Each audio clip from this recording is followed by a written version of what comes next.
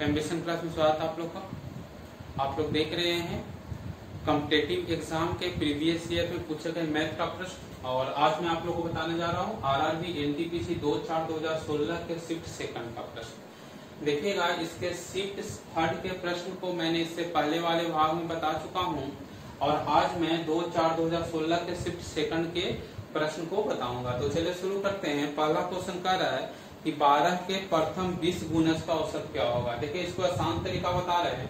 Question है कि 12 के प्रथम 20 गुणज का औसत, देखिए इसको आसान तरीका बता रहे हैं। 12 के प्रथम 20 गुणज का औसत। तो सबसे पहले हम इसको छोड़कर खाली 20 गुणज का औसत निकालते हैं। 20 गुणज का औसत क्या हो गया? 1 से लेकर 20 संख्याओं का औसत सबसे पहले निकालते हैं। तो कोई भी लगातार संख्या हो, अगर उसका औसत निकालना हो तो औसत बराबर होता है पहली संख्या प्लस अंतिम संख्या बटा 2। क्या होता है? पहली संख्या प्लस अंतिम संख्या बटा 2। तो 20 गुणज का औसत क्या हो जाएगा? 1 प्लस 20 बटा 2 यानी 21 बटा 2। आप किसका निकालना है? 12 के। तो इसमें 12 से गुना कर दीजिए, 6 बार में कटेगा तो 126। 12 के प्रथम 20 गुणज का औसत कितना हो जाएगा? तो 12 के प्रथम 20 गुणज का औसत हो जाएगा 126। ठीक है, आगे देखते हैं।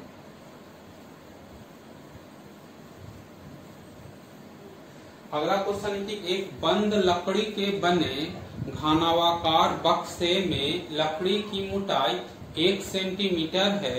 यदि बक्से के बाहरी लंबाई, चौड़ाई एवं ऊंचाई क्रमशः 22 सेंटीमीटर, 17 सेंटीमीटर एवं 12 सेंटीमीटर है, यदि उस बक्से में सीमेंट भरा जाए तो सीमेंट का आयतन क्या होगा?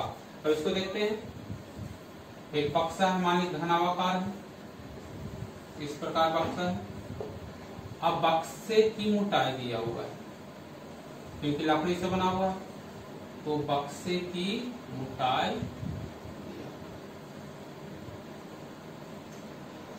अब देखिएगा बक्से की लंबाई 22 सेंटीमीटर है और चौड़ाई भी 17 सेंटीमीटर है और ऊंचाई है 12 सेंटीमीटर।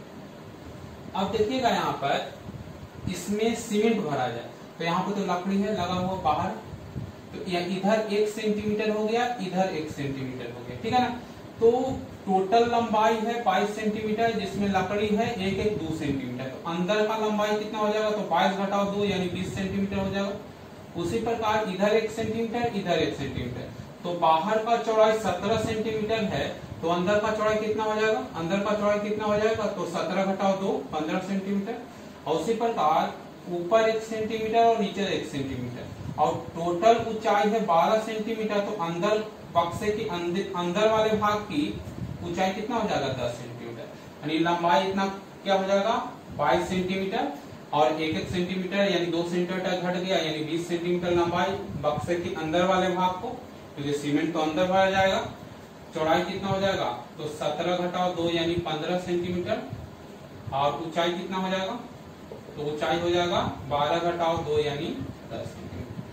और उसमें क्या भरा जा रहा है? तो उसमें भरा जा रहा है सीमेंट। तो सीमेंट का आयतन होता है लंबाई गुने चौड़ाई गुने ऊंचाई, एल हो गया 20 सेंटीमीटर, एक 15 सेंटीमीटर और एक 10 सेंटीमीटर, यानी कितना हो जाएगा? 3000 सेंटीमीटर, सॉरी 3000 सेंटीमीटर क्यूब। आयतन कितना हो जाएगा? 3000 सेंटीमीटर क्यूब। आगे देखिए, क्वेश्चन है कि एक दुकानदार एक वस्तु पर 320 रुपया अंकित करता है एवं 10% का छूट देता है, फिर भी उसे 20% का लाभ हो तो वस्तु का क्रय मूल्य क्या होगा? फिर इसको हल करते हैं। क्वेश्चन है कि एक दुकानदार किसी वस्तु पर 320 रुपया अंकित करता है, यानी एमआरपी कितना है? एमआरपी दे रहा है 320 रुपया, और 320 रुपया अंकित करता है एवं 10% का छूट डिस्काउंट देता है। तो डिस्काउंट देता है, तो इस वस्तु के एमआरपी पर 10% डिस्काउंट दे रहा है, तो बेच रहा है कितना पर, तो बेच रहा है 90% पर, यानी विक्रय कितना हो जाएगा, तो 320 का 90/100, 320 का 90/100 कर दीजिए। 9 दूनी 18 और 9 के 27 से 28, यानी उस वस्तु का विक्रय कितना हो जाएगा, तो उस वस्तु का विक्रय हो जाएगा, ठीक है, 288 रुपया। अब कह रहा है कि उस वस्तु का क्रय मूल्य क्या होगा, तो क्रय मूल्य बराबर होता है, ठीक है, क्रय मूल्य बराबर होता है विक्रय मूल्य गुने 100/100 प्लस प्रतिशत लाभ। अब यहाँ पर देखिए विक्रय मूल्य है 288 गुने 100 और बटे, यहाँ पर कितना लाभ हो रहा है, तो आपका लाभ हो रहा है 20%, यानी 120। जो कीजिए 12 दूनी 24 और बच्चों 48, यानी क्रय मूल्य कितना हो जाएगा, तो वस्तु का क्रय मूल्य कितना हो जाएगा 240 रुपया। वस्तु का क्रय मूल्य कितना हो जाएगा, तो वस्तु का क्रय मूल्य हो जाएगा 240 रुपया। देखिए इसको इस प्रकार ही बना सकते हैं, यहाँ पर देखिए इसको इस प्रकार ही बना सकते हैं क्या, कि क्रय मूल्य बराबर, एक ट्रिक होता है, क्रय मूल्य बराबर अंकित मूल्य गुने 100 माइनस प्रतिशत बट्टा और बटे 100 प्लस प्रतिशत लाभ, ये हो जाएगा इसका ट्रिक। क्या हो गया, क्रय मूल्य बराबर अंकित मूल्य गुने 100 माइनस प्रतिशत बट्टा बटे 100 प्लस प्रतिशत लाभ। अंकित मूल्य है 320 रुपया, तो 320 गुने कितना बट्टा दे रहा है, तो 10% का बट्टा दे रहा है, तो 100 माइनस 10 यानी 90, और बटे कितना लाभ हो रहा है, तो 20% का लाभ हो रहा है, तो 100 प्लस यानी 120, कितना है 120। इसको कीजिए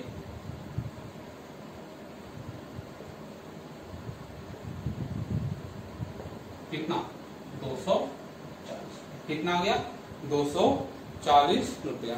अगला क्वेश्चन देखते हैं। अगला क्वेश्चन है,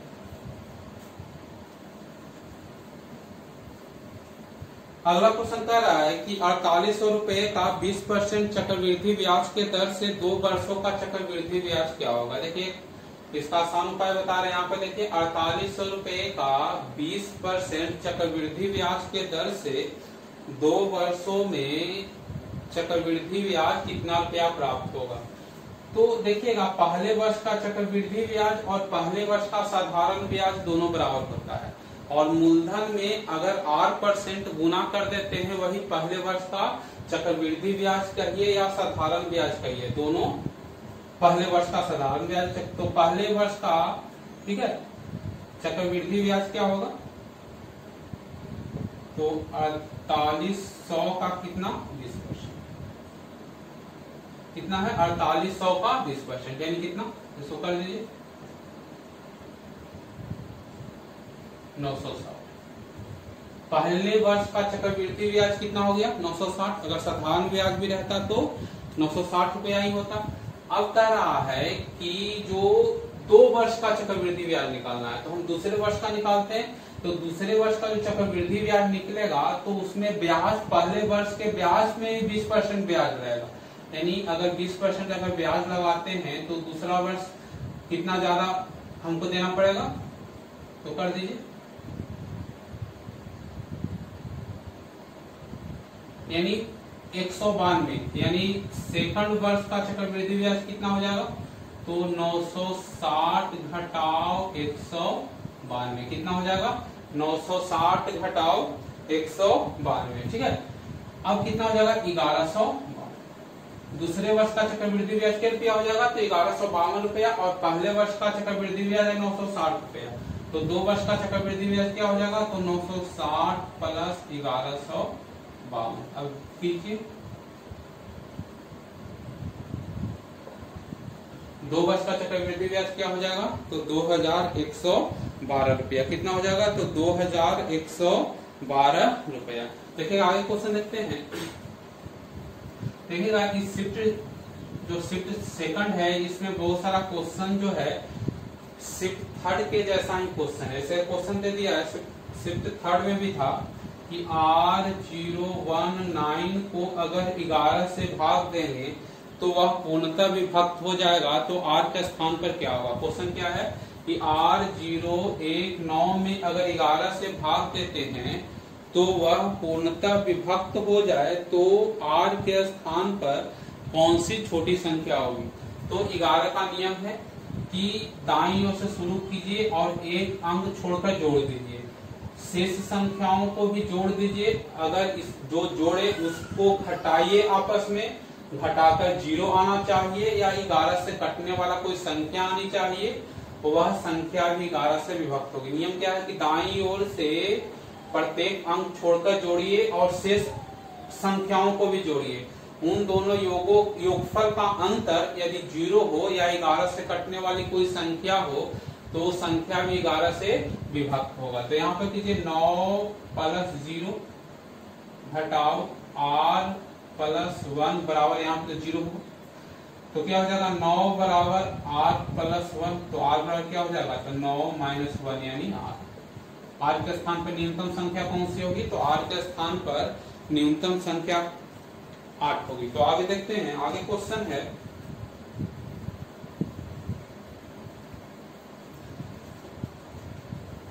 आगे क्वेश्चन कह रहा है कि एक नाव की गति धारा के विपरीत दिशा में 40 किलोमीटर/घंटा है। यदि स्थिर जल में नाव की चाल 55 किलोमीटर/घंटा हो तो धारा में नाव की चाल क्या होगी? यहाँ पर देखिए, मान लिया जाए कि नाव की चाल भी किलोमीटर/घंटा है, ये नाव की चाल, और अगर धारा का चाल है V1 किलोमीटर/घंटा और धारा का चाल V2 किलोमीटर/घंटा है। अगर धारा के दिशा में नाव चलेगा तो दोनों चाल जुटेगा, यानी धारा के दिशा में कहे तो धारा नाव को धक्का देगा, यानी दोनों चाल जुटेगा। तो धारा की दिशा में चाल क्या होगा? V1 + V2 किलोमीटर/घंटा। अगर कहे कि धारा के विपरीत तो दोनों चाल घटेगा, V1 - V2, यानी शांत जल में नाव के चाल में धारा के चाल घटेगा जब धारा के विपरीत नाव जाएगी।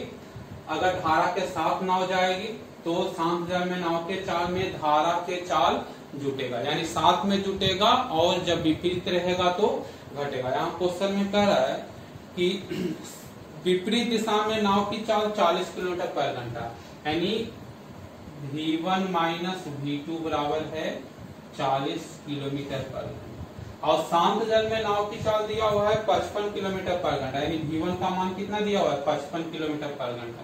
तो कर दीजिए 55 घटाओ V2 बराबर 40, तो V2 बराबर क्या हो जाएगा? 55 घटाओ 40, यानी कितना?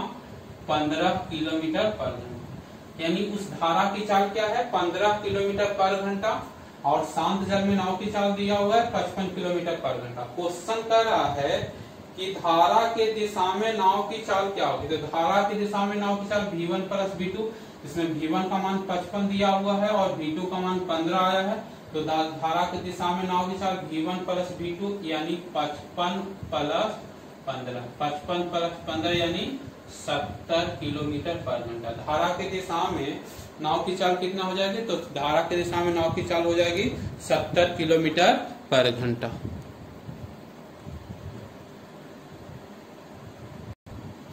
देखिए अगला क्वेश्चन है कि 6 साल पहले दो व्यक्ति P और Q के आयु का अनुपात 3:2 था।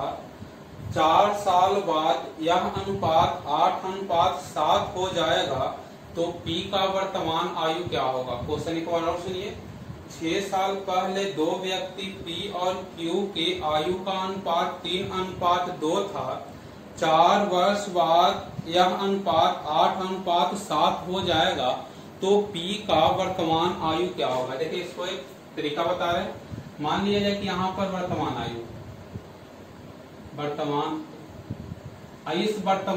आयु से 6 साल पहले P और Q दो व्यक्ति है जिसके आयु का अनुपात था 3:2। कितना था? 3:2।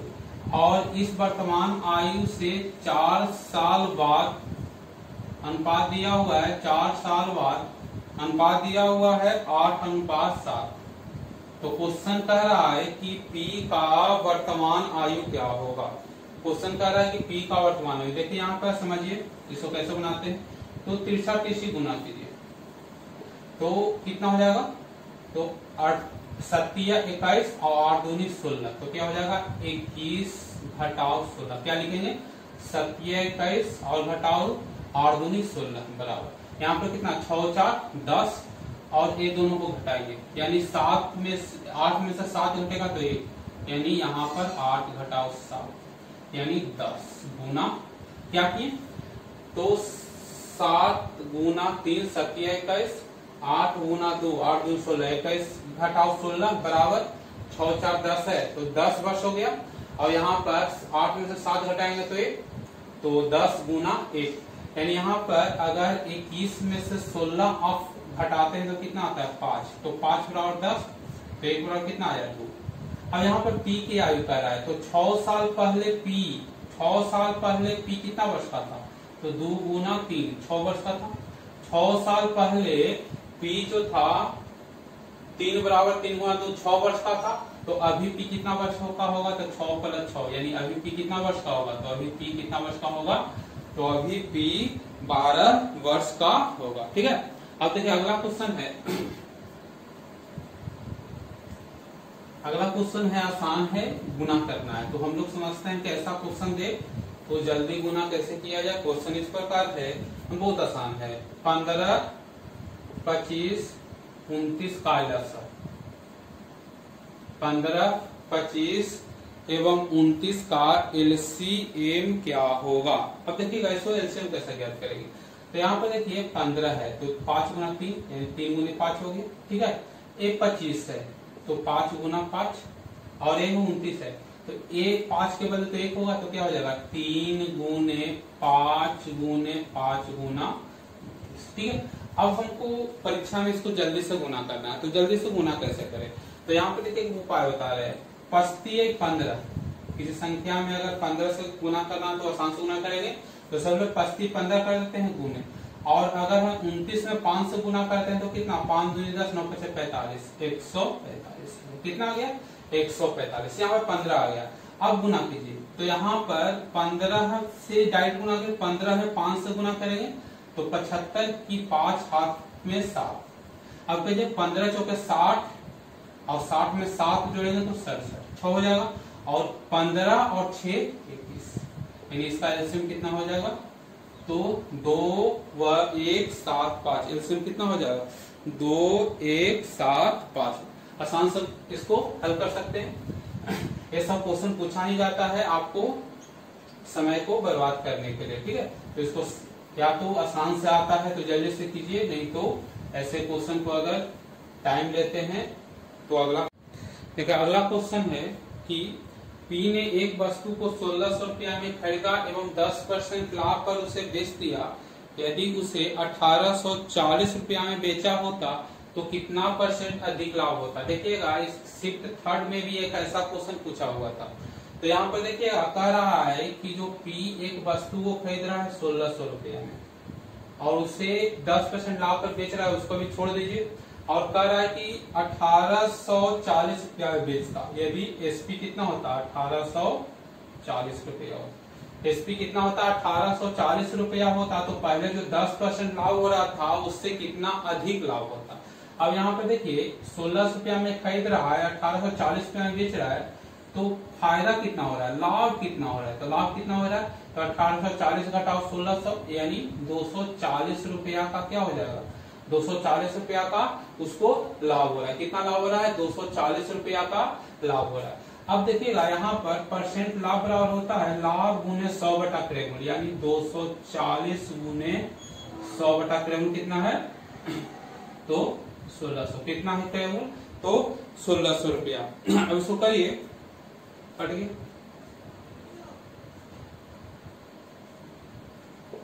कितने परसेंट का लाभ होगा, अगर वह 1840 रुपया में बेचेगा तो 15% का लाभ होगा। पहले लाभ हो रहा था 10% का, अब लाभ हो रहा है 15% का, यानी कितना अतिरिक्त लाभ हो रहा है? अतिरिक्त लाभ तो 15 घटाव 10 यानी 5% का लाभ जो है अतिरिक्त लाभ है। ठीक है, आगे क्वेश्चन देखते हैं। आगे क्वेश्चन है, पहले इसको मिटा देते हैं।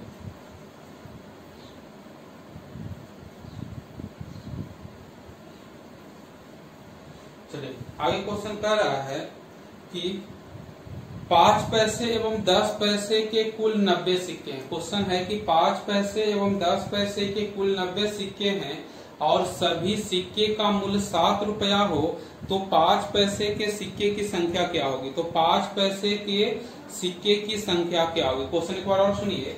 5 पैसे एवं 10 पैसे के कुल 90 सिक्के हैं, सभी सिक्के का मूल्य 7 रुपया हो तो 5 पैसे के सिक्के की संख्या क्या होगी? यहाँ पर सभी सिक्के का मूल्य 7 रुपया है, यानी सभी सिक्के का मूल्य कितना है? 700 पैसा। सभी सिक्के का मूल्य कितना है? 700 पैसा। और 90 सिक्का है और हमको पूछा है 5 पैसा का सिक्का, तो मान लिया जाए कि 5 पैसा का सिक्का आपका x है। ठीक है, तो 10 पैसा का सिक्का, तो टोटल सिक्का 90 है, तो कितना हो जाएगा? 90 माइनस x। 90 माइनस x, ये हो गया सिक्का। ये क्या हो गया? सिक्का। 5 पैसे का सिक्का x माने है, तो 10 पैसे का सिक्का कितना? 90 माइनस x। तो 5 पैसे का रुपया 5 पैसे का कितना पैसा होगा? तो 5x पैसा होगा। और 10 पैसे का कुल कितना पैसा होगा? तो 10 इंटू 90 माइनस x, और टोटल कितना पैसा हो गया? 700। तो क्या हो जाएगा? 5x plus 10 into 90 minus x बराबर कितना? 700। 5x plus 10 into 90 minus x बराबर 700। इसको हल कीजिए तो कितना हो जाएगा? 5x प्लस 900 माइनस 10x बराबर 700। अब 7 में 10 में से 5 घट गया तो 5x उधर चल गया, तो 5x बराबर कितना हो जाएगा? 900 घटाओ 700 यानी 200। तो x बराबर कितना हो जाएगा? तो 200/5 यानी 5 पैसे के सिक्के की संख्या कितनी होगी? 40, और टोटल सिक्का 90 को, तो 10 पैसा का अगर सिक्का पूछता तो 10 पैसे का सिक्का कितना? 5 पैसे का सिक्का आ गया। ठीक है, 40 तो 10 पैसे का सिक्का, टोटल 90 सिक्का, तो 90 घटाओ 40 यानी 50। यानी 10 पैसे के सिक्के की संख्या कितनी हो जाएगी? तो 10 पैसे के सिक्के की संख्या हो जाएगी 50। ठीक है।